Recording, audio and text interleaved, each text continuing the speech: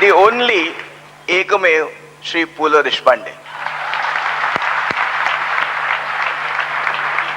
तुमच्या वतीनं श्रीयुत पु ल देशपांडे हे आता या ठिकाणी भाषण करणार आहेत.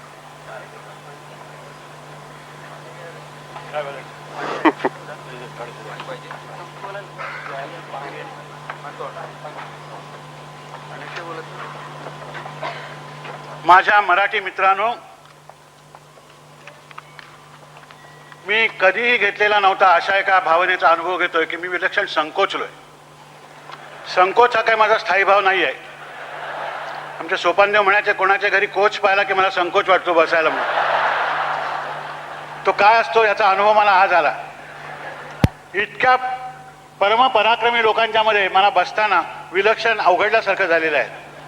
आम्हाला सारखं शेक्सपियरची एक ओळ आठवते. त्यांनी म्हटलं होतं, some are born great, some achieve greatness, आणि बाकीच्या असतं ग्रेटनेस इज थ्रस्ट ऑन सम.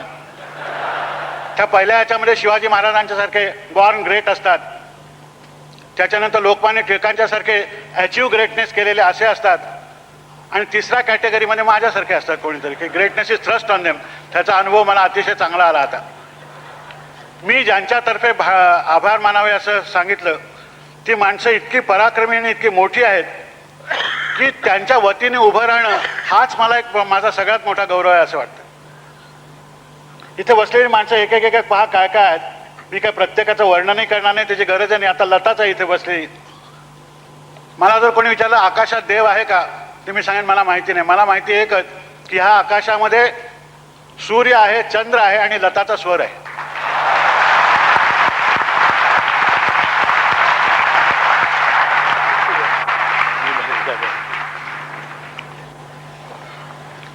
दिवस रात्र कुठली अशी वेळ नाही, कुठला क्षण नाही की लताचा स्वर या जगात कुठून तरी कुठेतरी जात येत असतो.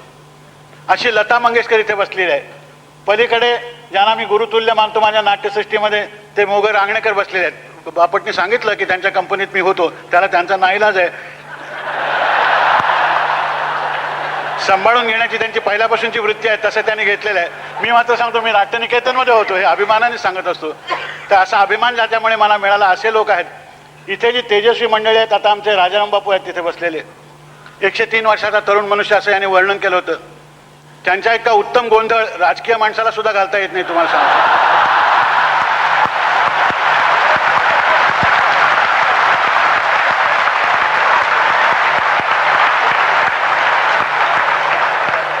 आजची 1000 माणसं राजकीय म्हणून जमलेली नाही आहे, ते मला माहिती आहे म्हणून मी धाष्ट केलं.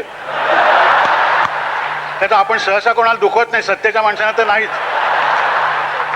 तर असे राजाराम बापू आहेत. त्याच्यानंतर आपण नेहमी विद्वत्ता म्हणजे प्रखर वगैरे असं बोलत असतो, नेहमी तेजस्वी, जळजळीत वगैरे.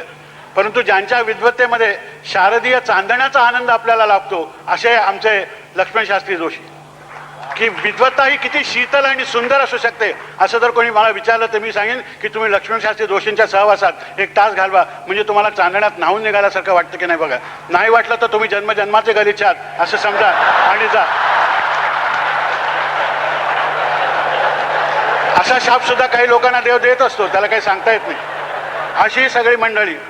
त्याच्यानंतर शांताराम बापूंच्याबद्दल मी काय सांगू, जे वार्धक्यातही परवते सर म्हणती, अशा प्रकारचं शांताराम बापूंचं कर्तृत्व.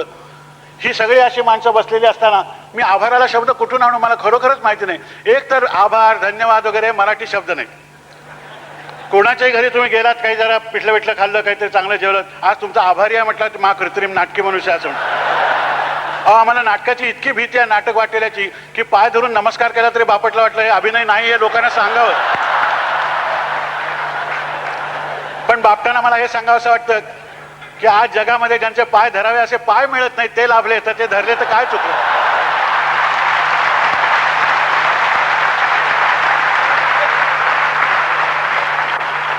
तिथे उद्योगपती शंतनुराव किर्लोस्कर, यमनराव वाईकर आहेत. तुम्हाला सांगतो की लावणी गाणं म्हणजे सामान्य आहे असं समजू नका. एक एक वजन पेलताना त्याला रक्त आटवावं लागतं आणि त्याची समज जाणीव हात करून घ्यावी लागते. जितकी ख्यालाला करून घ्यावी लागते तितकीच लावणी गाताना सुद्धा करून घ्यावी लागते. हा साक्षात्कार ज्यांच्या गाण्यामध्ये आज अनेक वर्ष झाला त्या यमुनाबाई इथे आहेत. अशी सगळे माणसं, प्रत्येकाचा आता गोवारीकर आहेत. हवा तज्ज्ञ असून सुद्धा यांचा हवामान अंदाज बरोबर आला.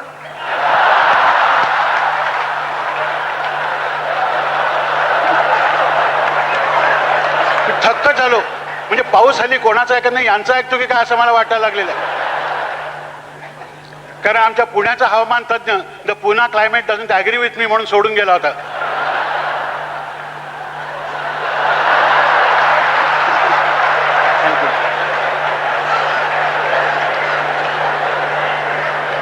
त्या अशा प्रकारचे ही पराक्रमी माणसं बसलेली असताना मी काय याच्यामध्ये आभार मानायचे. आभार विभार हे काही खरं नाही आहे.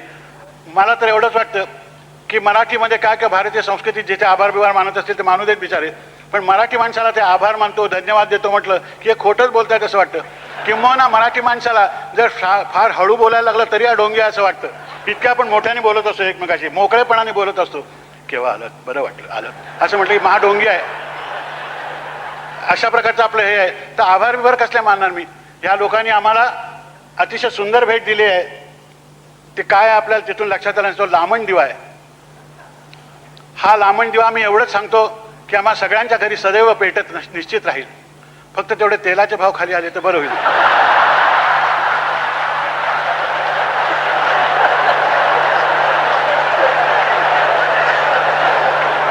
एकेकाळी या महाराष्ट्रात त्यांच्या घरी अत्तराचे दिवे जाळत असत असं म्हणतात. अलीकडे गोडे तेलाचे दिवे जाळणारे लोक आहेत काय असं बोलायची पाळी आले. तेव्हा तेवढे नक्की येतील, पण त्यांना कल्पनाही त्यांनी दुसरा जो दिवा आमच्या अंतःकरणात लावलेला आहे तो स्नेहदीप आहे. तो जो दीप आहे, ती जी ज्योत आहे ती आमच्या प्राणज्योती बरोबरच मालवली तर मालवेल, तोपर्यंत ती चैतन्याने युक्त अशा प्रकारची राहील एवढं मी सांगतो. आणि मला माहिती नाही की मान स्वीकारायला मी योग्य आहे की अयोग्य आहे, परंतु इतक्या लोकांनी ज्या अर्थी मी मोठा आहे असं ठरवलेलं आहे ते कदाचित असेल सुद्धा अशी शंका माझ्या मनात यायला लागलेली आहे. तिचं निरसन माझ्या कर्तृत्वाने लवकरच झाल्याशिवाय राहणार नाही हे मलाही माहिती आहे. परंतु आपण एवढं प्रेम केलं, एवढं दाखवलं. घरच्या माणसाने इतका घरचा आहेर याला मराठीत निराळाच अर्थ आहे, पण घरचा इतका सुंदर आहे आयुष्यभर कुठल्या तरी एका क्षेत्रामध्ये धडपडून ते समजून घेण्याचा प्रयत्न करताना मिळतं. हा मोठा महत्त्वाचा प्रसंग आहे. हा आजन्म लक्षात राहावा अशा प्रकारचा प्रसंग आहे. आणि त्या प्रसंगाला आपण केवळ मराठी नावाच्या भावनेने जमलेले सगळेजण इथे एकत्र आहोत यांच्या साक्षीने मिळावा याच्यासारखा तर गौरव नाही असं मी म्हणतो. कारण ज्याला आपल्या भाषेवर प्रेम करता आलं त्यालाच दुसऱ्याच्या भाषेवर प्रेम करता येतं असंच मला वाटतं. त्यानं आपल्या आईशी जो प्रेम करतो त्याला मातृत्व म्हणजे काय, त्याचं वात्सल्य म्हणजे काय, त्याचं प्रेम म्हणजे काय ते कळतं.